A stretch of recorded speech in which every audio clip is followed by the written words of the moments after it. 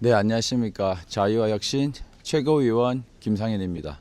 먼저 황교안 대표님을 지키기 위해서, 더 크게는 자유를 지키기 위해서 이렇게 한 분 한 분 나와 주신 분들께 정말 깊은 감사를 드립니다.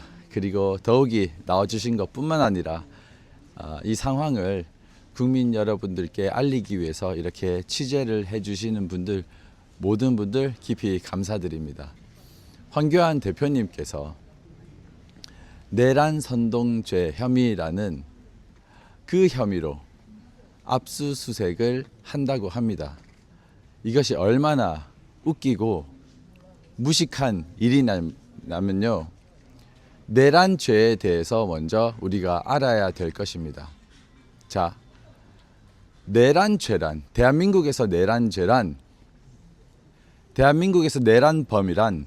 공산당원입니다. 공산주의자입니다. 자유민주주의 국가인 대한민국의 내란은 체제 전복이지요. 자유민주주의를 공산화하려는 자들이 내란범입니다. 황교안 대표님께서는 평생 간첩만 잡아 오신 분입니다.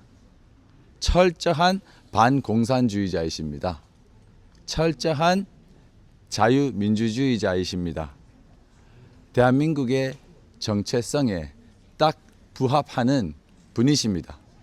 자유민주주의의 핵심이 무엇인지 아십니까? 종교의 자유, 신앙의 자유입니다.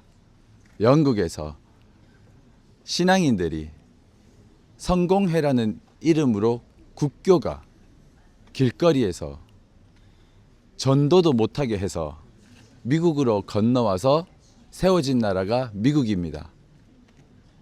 종교의 자유, 신앙의 자유가 첫 번째입니다.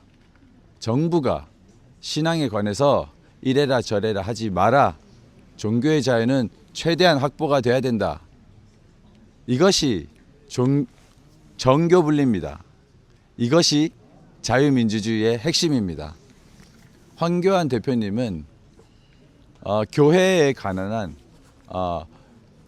법에 관한 책도 쓰셨습니다. 자유민주주의에 합당한, 이보다 합당한 정체성을 가지신 분이 없습니다. 공산당은, 공산주의자들은 거짓말하는 자들입니다.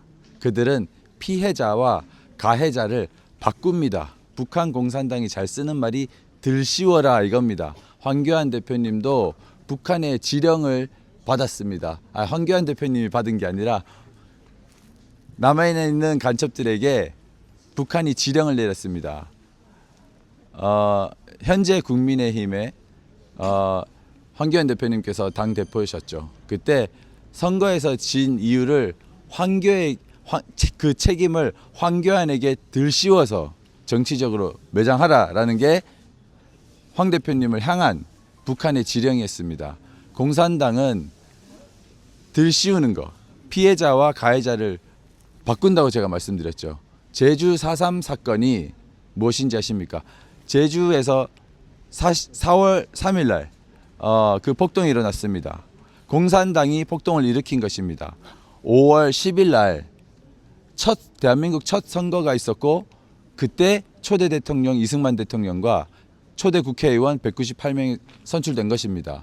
그때 이 공산당, 남로당, 남한에 있는 공산당이죠. 김일성주의자들이죠. 이들이 가장 먼저 죽인 사람이 선거관리원이었습니다. 그때도 공산당은 부정선거였습니다. 공산당은 무조건 부정선거죠. 뭡니까? 북한에서 선거하면 찬성, 반대 다 보이는 통해서 찬성 안 하면 죽는 겁니다. 다 보입니다. 그리고 선거 포스터도 우리 모두 찬성합시다. 공산당, 중국도 그렇고 북한도 그렇고 얘네들의 선거는 선거 자체가 부정선거입니다. 이들은 민주주의를 증오합니다. 민주가 뭡니까? 국민이 주인된 거 아닙니까? 국민의 주권의 첫 번째가 공정한 선거 아닙니까? 제주 4.3 사건도 그 공정한 선거가 되지 않게 하기 위해서 선거관리원부터 죽인 것입니다. 그래서 경찰들이 투표함을 총 들고 지켰습니다. 그래서 초대 대통령이 나올 수 있었던 것입니다. 초대 국회의원들이 나올 수 있었던 것입니다. 그때 그 공산당들이 또 어떻게 했는지 아십니까? 임산부부터 죽였습니다. 그리고 임산부를 길거리에 내던지고 경찰이 그랬다, 이승만이 그랬다 하고 들씌웁니다. 자기들이 가해자인데 피해자로. 그래서 무고한 시민들이 속는 겁니다. 그래서 무고한 시민들이 또 경찰과 싸우게 됩니다. 그리고 경찰한테 총 맞아 죽게 합니다. 5.18 민주화 사건 아니죠. 민주화 운동 아니죠. 5.18도 북한 공산당의 폭동이었습니다. 이거는 북한 교과서에 5.18 폭동 자기들이 일으킨 거라고 나와 있는 거를 우리나라 뉴스에 이미 나왔습니다. 그런데 왜 5.18 민주화 운동이라고 아직까지 믿고 있는 걸까요? 이같이 이들은 완전히 그 사건의 본질을 반대로 만들어서 거짓말하는 자들입니다. 그리고 최근에 이재명 정권은 이재명이 직접 발표했죠. 여순 반란 사건, 여순 반란 사건도 공산당 반란 사건입니다. 그런데 무슨 독재 정권의 의로운 한 거였다고 이재명이 얼마 전에 이야기를 했죠. 우리가 존경하는 손양원 목사님의 두 아들이 같은 학급의 공산당 친구에게 죽었습니다. 무참하게 죽었습니다. 왜? 예수 믿는다고, 교회 다닌다고, 목사님 아들이라고 죽었습니다. 이런 식으로 이런 공산 세력은 정확하게 사건을 반대로 피해자를 가해자로 바꿉니다. 그렇다면 이재명이 뭡니까? 공산 세력입니다.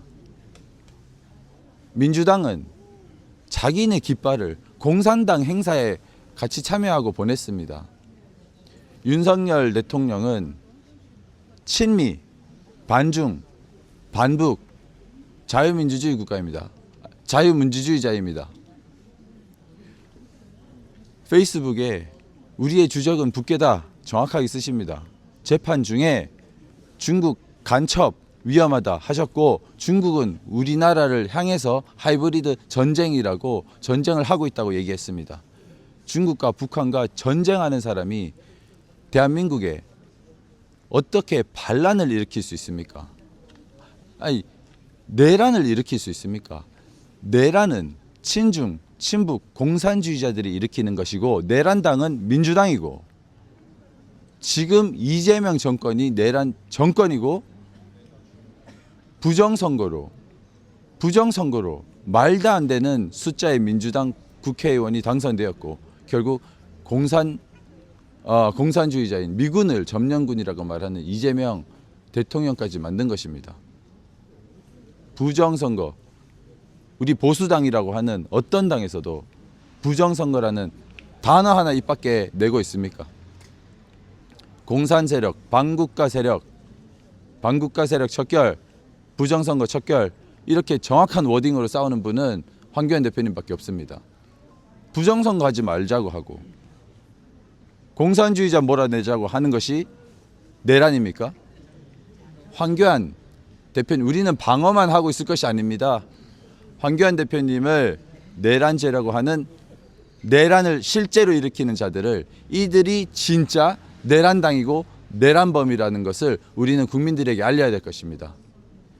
여러분 감사합니다. 그렇게 싸워주실 모든 여러분인 것을 알고 있습니다. 그리고 저들이 부정선거를 음모론이라고 프레임 씌운다고 절대 다른 말 쓰지 마십시오. 우리는 계속 부정선거만 외치면 됩니다. 부정선거만 외치셨기 때문에 저도 깨어나게 된 한 사람입니다. 감사합니다.